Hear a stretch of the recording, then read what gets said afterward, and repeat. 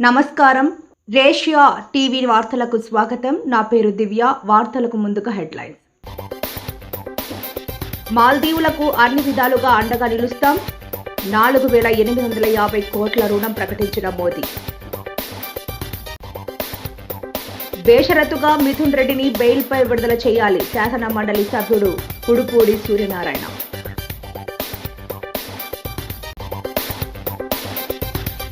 పేద కుటుంబాలకు సమగ్ర సేవలు అందించాలి. T4 పై సీఎం చంద్రబాబు వీడియో కాన్ఫరెన్స్.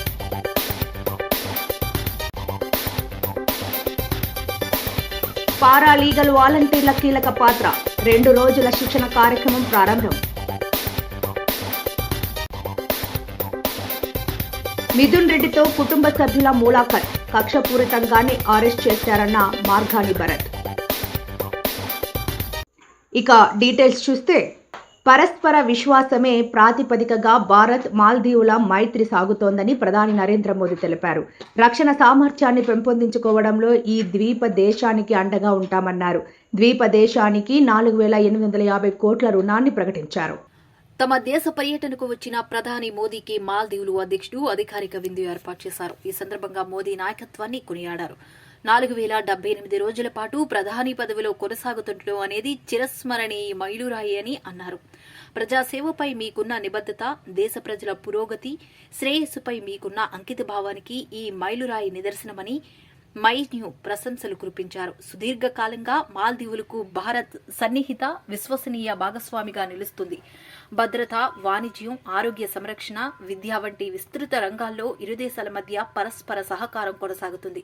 ఎలాంటి విపత్తులు, సంక్షోభాల సమయంలోనైనా మా ద్వీప దేశానికి భారత్ అండగా నిలిచింది, వేగంగా స్పందించి ఆపన్న హస్తాన్ని అందించింది అని ప్రశంసించారు.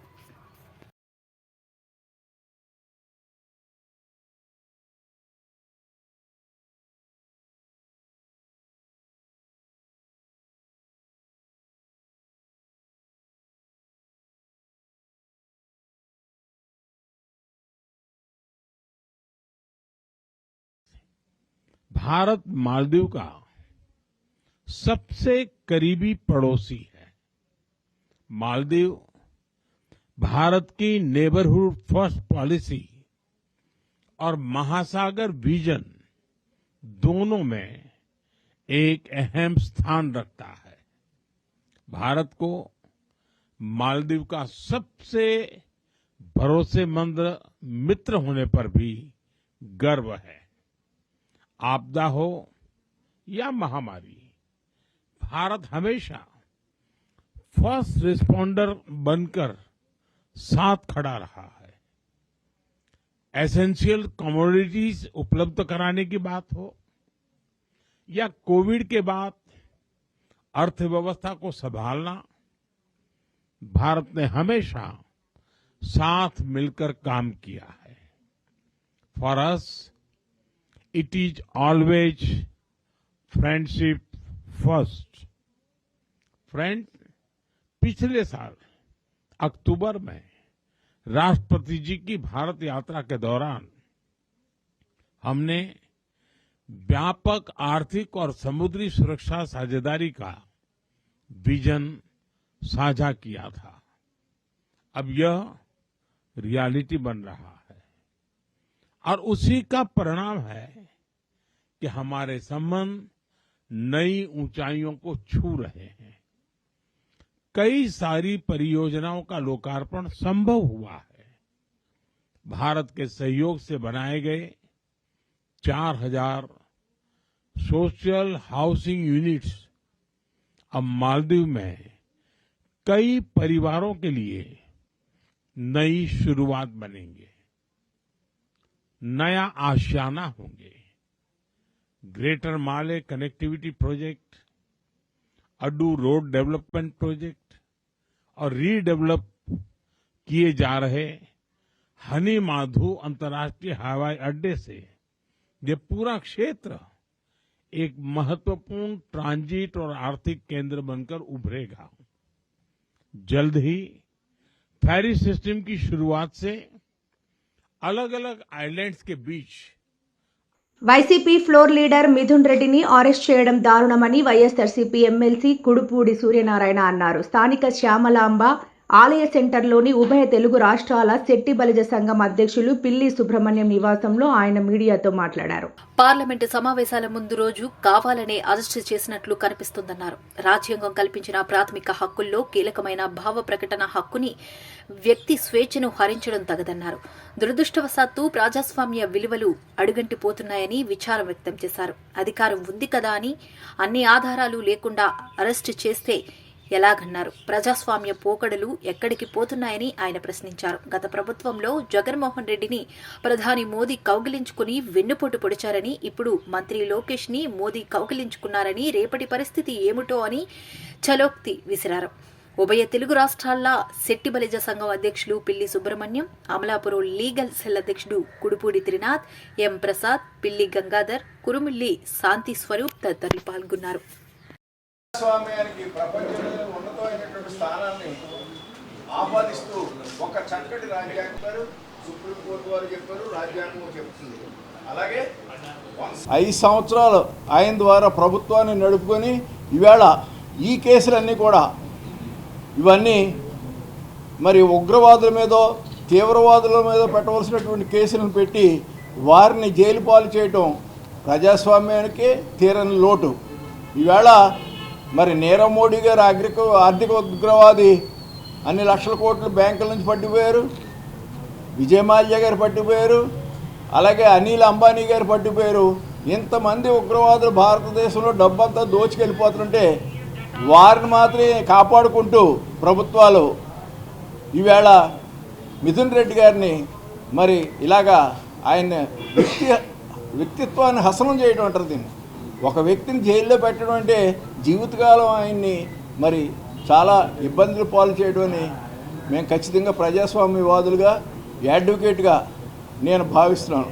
అంచేత తక్షణం మిథున్ రెడ్డి గారికి బెయిల్ ఇచ్చి, అందులో ఇది పార్లమెంటు ఉభయ సభలో నడుస్తున్నటువంటి సమయం, అందులో కీలక పాత్రధారి మిథున్ రెడ్డి గారు, అటువంటి వారిని ఒక రోజు ముందు అరెస్ట్ చేయడం అంటే ప్రజాస్వామ్యం మీద వారికి ఎంతటి విలువలు ఉన్నాయో మరి చెప్తుంది.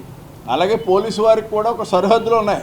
ఆ రోజుల్లోనే 1861లో పోలీస్ యాక్ట్ అని ఒక యాక్ట్ తెచ్చి వారి విధి విధానాలు కానీ అరెస్ట్ ఏ పరిస్థితుల్లో చేయాలి, పారిపోని వ్యక్తిని అరెస్ట్ చేయొచ్చా, లేకపోతే మరి ముఖ్యంగా ఇన్వెస్టిగేషన్కి సహకరించే వ్యక్తిని అరెస్ట్ చేయవచ్చా, ఈ కూలంకుషమైన అంశాలన్నీ కూడా పక్కన పెట్టేసి వారు డ్యూటీని నెగ్లెక్ట్ చేసి మిథున్ రెడ్డి గారిని మరి జైలు పాలు చేయడం అనేది మేమంతా కూడా తీవ్రంగా ఖండిస్తున్నాం. రాష్ట్ర ప్రభుత్వం అమలు చేస్తున్న P4 మార్గదర్శి బంగారు కుటుంబాల కార్యక్రమంపై ముఖ్యమంత్రి చంద్రబాబు అమరావతి నుంచి వీడియో కాన్ఫరెన్స్ నిర్వహించారు.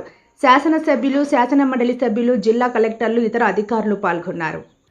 ముఖ్యమంత్రి చంద్రబాబు మాట్లాడుతూ రాష్ట్ర వ్యాప్తంగా పేదరికంలో ఉన్న కుటుంబాలను గుర్తించి వారికి సమగ్ర సేవలు అందించేందుకు ఈ పథకం రూపకల్పన చేసినట్లు తెలిపారు. ప్రతి కుటుంబం విద్య, ఉపాధి, ఆరోగ్య, భవన అవసరాలపై నిరంతరం మద్దతుతో అభివృద్ధి చెందాలనే ఉద్దేశంతో ఈ కార్యాచరణ చేపడుతున్నామని పేర్కొన్నారు.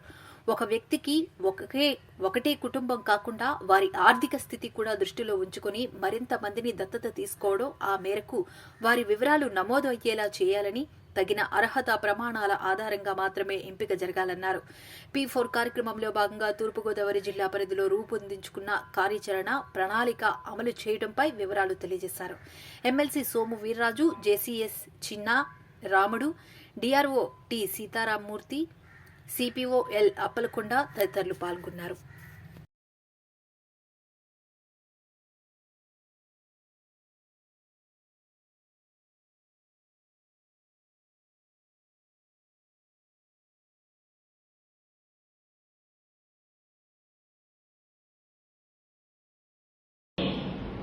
ఇప్పుడు ఎవరైతే ఉన్నామో అందరితో సమావేశం పెట్టుకున్నాం.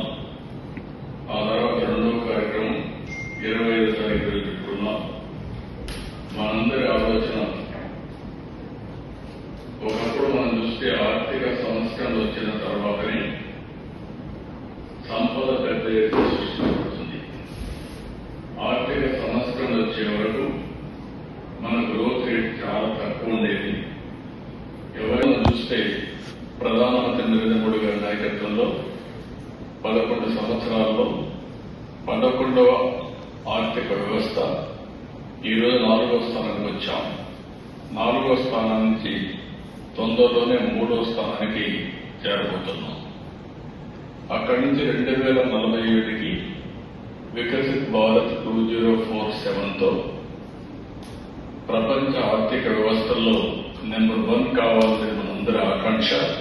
దానికోసం మనం పనిచేస్తున్నాం. జిల్లా న్యాయ సేవాధికార సంస్థ ఆధ్వర్యంలో 2 రోజుల ఓరియంటేషన్ కోర్సు ద్వారా పారా లీగల్ వాలంటీర్లు విధులు బాధ్యతలపై అవగాహన కల్పించడం జరుగుతోందని ఇన్ఛార్జి జిల్లా ప్రధాన న్యాయమూర్తి, ఫ్యామిలీ కోర్టు న్యాయమూర్తి ఎం మాధురి పేర్కొన్నారు. తూర్పుగోదావరి జిల్లా కోర్టు ఆవరణలో జిల్లా న్యాయ సేవాధికార సంస్థ ఆధ్వర్యంలో పారా లీగల్ వాలంటీర్లకు 2 రోజుల పాటు ఓరియంటేషన్ కోర్సు నిర్వహించారు. మాధురి మాట్లాడుతూ భారత న్యాయ సేవాధికార సంస్థ మార్గదర్శకాల మేరకు పారా లీగల్ వాలంటీర్లు ఉచిత న్యాయం, లోక్ అదాలతులు, లీగల్ అవేర్నెస్ క్యాంపులు, ఉచిత న్యాయ సలహా వంటి సేవలందించడంలో కీలక పాత్ర పోషిస్తున్నారన్నారు. ఫెరిఫెరల్ ప్రాంతాల్లో ముఖ్యంగా అల్లూరి సీతారామరాజు జిల్లా వంటి మారుమూల ప్రాంతాల్లో కనీస రవాణా సదుపాయాలు లేక ప్రజలు న్యాయ సహాయం పొందడంలో ఇబ్బందులు ఎదుర్కొంటున్నారన్నారు. అటువంటి వారికి న్యాయ సేవలు అందించే బాధ్యత పారాలీగల్ వాలంటీర్లపై ఉందన్నారు. డిఎల్ఎస్ఏ కార్యదర్శి ఎన్ శ్రీలక్ష్మి, ఉమ్మడి తూర్పుగోదావరి జిల్లా పరిధిలోని సుమారు 100 మంది పారాలీగల్ వాలంటీర్లు ఉన్నారు. దాని ప్రకారము 3 బాధ్యతలు ఉన్నాయి. న్యాయం, అందుబాటులో న్యాయం. దానికోసం మనం లోక్ అదాలతులు కండక్ట్ చేస్తాం, లీగల్ అవేర్నెస్ క్యాంప్స్ కండక్ట్ చేస్తాం, ఫ్రీ లీగల్ ఎయిడ్ అవసరం ఉన్న వాళ్ళకి, నీడీ పీపుల్కి ఇస్తాం. కోర్టులు ఎక్కడో హెడ్ క్వార్టర్స్లో ఉంటాయి, అడ్వకేట్స్ హెడ్ క్వార్టర్స్లో ఉంటారు. అవసరమైన వాళ్ళు మీకు ఇంకా ఇక్కడ మనకి పర్వాలేదు, కానీ మీరు అల్లూరి సీతారామరాజు జిల్లాకి వెళితే అక్కడ నడవడానికి కూడా వాళ్ళకి సరైన దారులు ఉండవు, బస్సులు ఉండవు, ఏమీ ఉండవు. అలాంటి వాళ్ళు న్యాయం కోసం అక్కడి నుంచి ఇక్కడికి రావాలి అని అంటే మనకి న్యాయం లేకపోయినా పర్వాలేదు, వెళ్ళడం ఎందుకు లేని నిర్లిప్తతోటి వస్తుంది. సో ఇవన్నీ అవాయిడ్ చేయడానికి యాక్చువల్గా ఇండియాలోనే మొట్టమొదటిసారిగా మన ఆంధ్రప్రదేశ్ లీగల్ సర్వీసెస్ అథారిటీ వాళ్ళు, అంటే ఆంధ్రప్రదేశ్ న్యాయ సేవాధికార సంస్థ వాళ్ళు ఎప్పుడో ఫస్ట్ ఈ పారా లీగల్ వాలంటీర్ సిస్టమ్ అనేది మనమే ఇంట్రడ్యూస్ చేసాం. దానికి చాలా గర్వపడుతున్నాను నేను. ఆ తర్వాత ఈ సిస్టమ్ సక్సెస్ చూసిన తర్వాత జాతీయ న్యాయ సేవాధికార సంస్థ అంటే నేషనల్ లీగల్ సర్వీసెస్ అథారిటీ వాళ్ళు కూడా ఈ సిస్టమ్ బాగుందని దీన్ని త్రూ అవుట్ ఇండియా అడాప్ట్ చేసుకోమని అన్నారు. కేవలం కక్షపూరితంగానే మిథున్ రెడ్డి అరెస్ట్ జరిగిందని వైఎస్ఆర్సీపీ రాష్ట్ర అధికార ప్రతినిధి, మాజీ ఎంపీ మార్గాని భరత్రామ్ ఆరోపించారు. సౌకర్యాలు కల్పించాలంటూ వేసిన పిటిషన్పై ఇచ్చిన ఆదేశాలపై ప్రభుత్వం రివ్యూ పిటిషన్ వేయడాన్ని ఆయన తప్పుపట్టారు. మిథున్ రెడ్డి భార్య లక్ష్మీ దివ్య కుమారుడు జస్విన్ రెడ్డి శుక్రవారం సెంట్రల్ జైల్లో మిథున్ రెడ్డితో ములాఖత్కి వెళ్లారు. ఈ సందర్భంగా అక్కడ భరత్ మీడియాతో మాట్లాడుతూ రివ్యూ పిటిషన్ వేసి అక్కడున్న సౌకర్యాలను తీసివేయాలని చూడడం దారుణమన్నారు. అసలు ఎందుకింత కక్ష అన్నారు.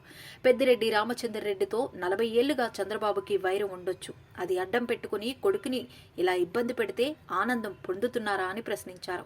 చివరకు మిథున్ రెడ్డి భార్య పిల్లలు కలవడానికి వస్తే కూడా ఏదో రకంగా ఆపే ప్రయత్నం చేస్తూ వచ్చారని పేర్కొన్నారు. ప్రజాస్వామ్యంలో ఇది మంచి విధానం కాదన్నారు.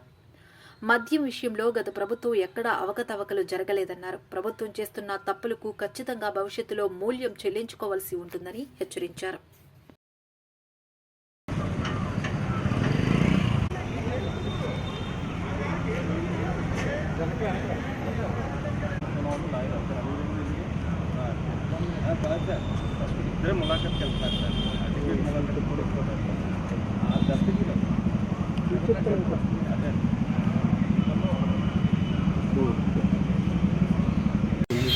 ప్రధానంగా ఒక అంశం అంటే అసలు కక్ష సాధింపు చర్యలు ఎందుకు చేస్తూ ఉన్నారు.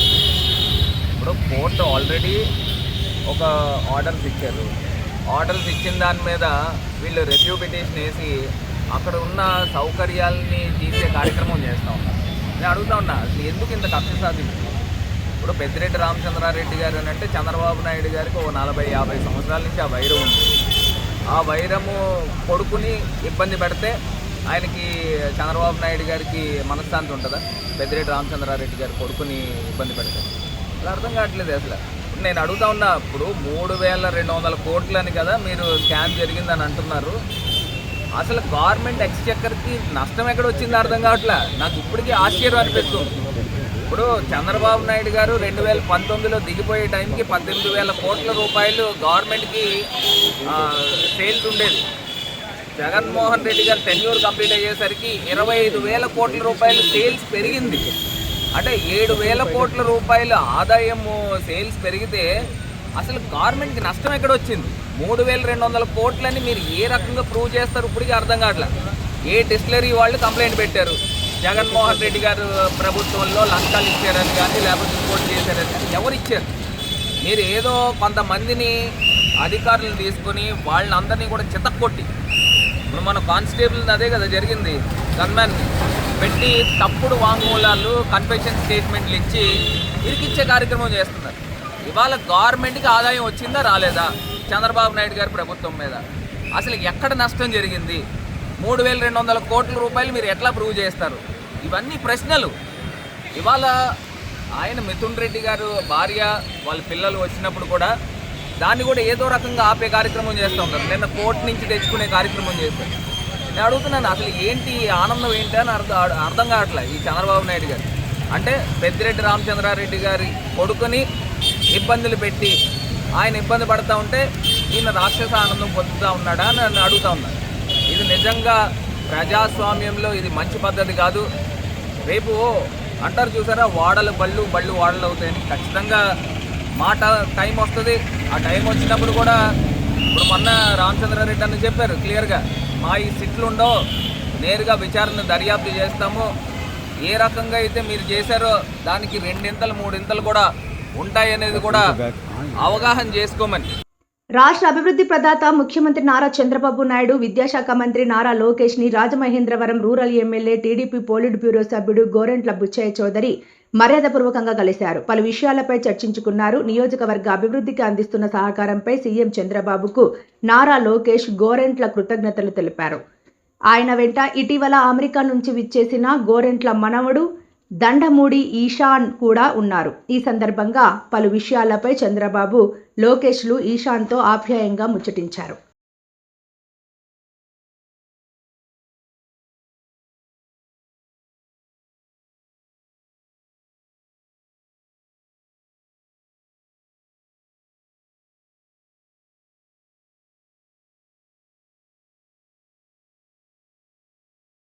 ప్రభుత్వ భూముల గుర్తింపు, గ్రామాల సరిహద్దుల నిర్ధారణకు ఉద్దేశించిన 3వ ఫేజ్ రీసర్వేను నవంబర్లోపు పూర్తి చేయాలని భూ పరిపాలనా శాఖ అదనపు commissioner doctor N Prabhakar Reddy జిల్లా రెవెన్యూ అధికారులకు సూచించారు. ఈ సందర్భంగా జరిగిన సమీక్షలో అదనపు సీసీఎల్ఏ ప్రభాకర్ రెడ్డి మాట్లాడుతూ తహసీల్దారులు చట్టాలపై అవగాహన కలిగి ఉండాలని చెప్పారు. సర్వీస్ ఈనాం భూములను సంస్థాగత, వ్యక్తిగత అనే 2 విభాగాలుగా వర్గీకరించారని చెప్పారు. సంస్థాగత ఈనాం భూమికి అనుభవదారు యజమాని కాదని, దానికి సంబంధిత సంస్థే యజమాని అన్నారు. వీటిని 22A1Cలో చూపాలన్నారు. ఆర్టిజన్ ఈనాంలు వ్యక్తిగత ఈనాంల విభాగంలోకి వస్తాయని, వీటిని ఫ్రీ హోల్డ్ చేయమని గతంలోనే ఉత్తర్వులు ఇచ్చినట్లు చెప్పారు. సర్వే, మ్యూటేషన్ సమయంలో నోటీసులు ఇవ్వడం లేదన్న ఫిర్యాదులు అధికంగా వస్తున్నాయని, వీటిపై దృష్టి సారించాలని, తప్పనిసరిగా నోటీసులు అందేలా చూడాలన్నారు. జిల్లా కలెక్టర్ ప్రశాంతి పనితీరును ప్రశంసించారు. JCS Chinnaramudu, DRO T Sitarama Murthy పాల్గొన్నారు.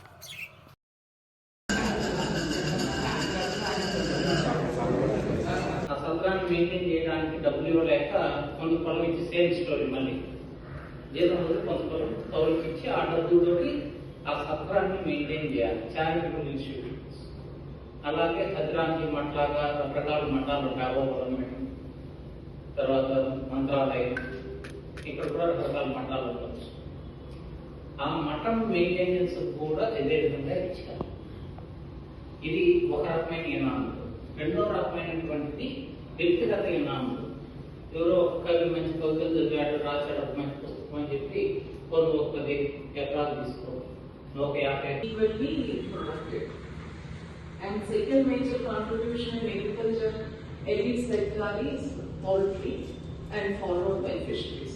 Fisheries mostly few parts of Kobur division we have. Recently in Manipati constituency also we have given some. BJP జిల్లా అధ్యక్షులు పిక్కి నాగేంద్ర ఆధ్వర్యంలో విజయ్ దివాస్ సందర్భంగా లాలా చెరువు జంక్షన్లో ఉన్న వీర సైనికుల విగ్రహానికి పూలమాలలు వేసి ఘన నివాళులర్పించారు. ఎమ్మెల్సీ సోము వీర్రాజు, అనపర్తి ఎమ్మెల్యే నల్లమిల్లి రామకృష్ణారెడ్డి ముఖ్య అతిథులుగా పాల్గొన్నారు. సోము వీర్రాజు, నల్లిమిల్లి రామకృష్ణారెడ్డి బీజేపీ నాయకులు వారి సేవలను స్మరిస్తూ కొవ్వొత్తులు వెలిగించి ఘనంగా నివాళులర్పించారు. అనంతరం యుద్ధంలో మరణించిన సార్జెంట్ రవి ప్రసాద్ విగ్రహానికి పుష్పమాలలు వేసి సమర్పించారు. స్వాతంత్ర్యం అనంతరం పాకిస్తాన్ ఎన్ని పర్యాయాలు దాడి చేసినప్పటికీ వాటిని భారత్ తరిమికొట్టిన భారతదేశాన్ని శత్రు దుర్భేద్యంగా నిలిపిందన్నారు. ప్రస్తుత ప్రధాన మంత్రి నరేంద్ర మోడీ కూడా ఆపరేషన్ సింధూర్ ద్వారా పాకిస్తాన్ ఉగ్రమూకలను చీల్చి చెండాడడం జరిగిందన్నారు. మద్దిపాటి రజనీ, అడబాల రామకృష్ణ, పేరిచర్ల సూర్యప్రభ, తనుబుద్ది సూర్యభాస్కర్రావు, కందికొండ రమేష్, పాతూరి రవిశంకర్, బండి సత్యప్రసాద్, చిక్కాల మోహిని, ఉమాదేవి, స్వామి, సూర్యకిరణ్, కరుటూరి శ్రీనివాసరావు, యానపు యేసు, వీరాంజనేయులు, క్షత్రియ బాల సుబ్రహ్మణ్యం సింగ్, కాలేపు సాయిరాం, కాకరాల పవన్ కుమార్, నిల్లా ప్రసాద్, రామారావు, నేషనల్ లిస్టు సాయి రమణమ్మ, వెంకట రామారావు తదితరులు పాల్గొన్నారు.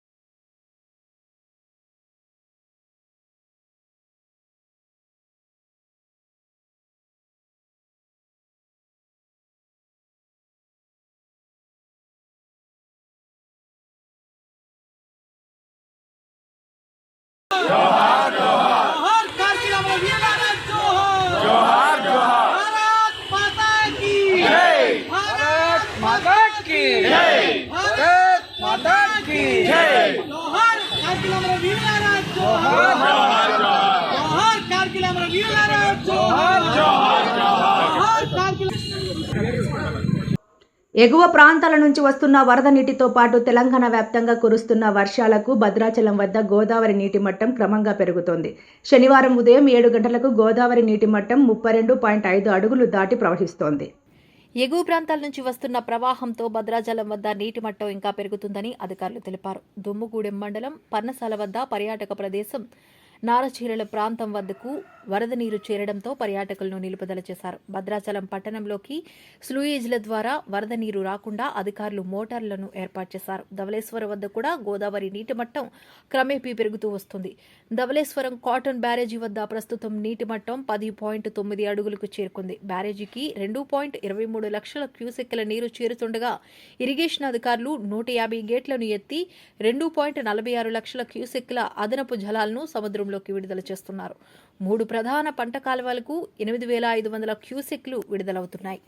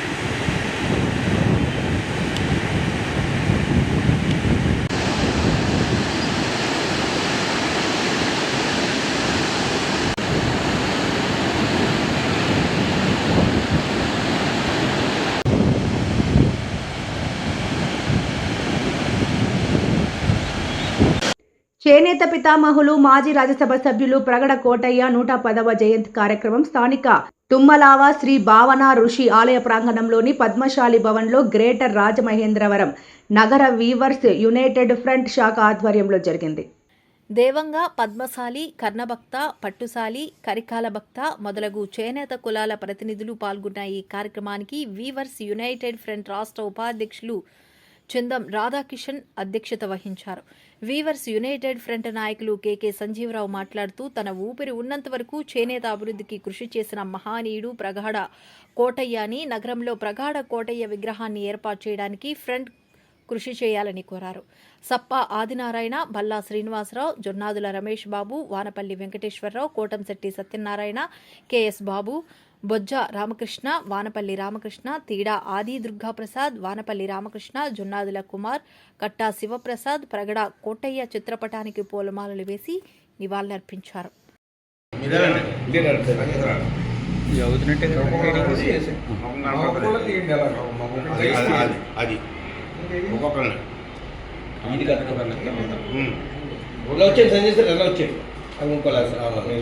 రాధాకృష్ణ ఓకే వెళ్ళండి నెక్స్ట్ ఐటమ్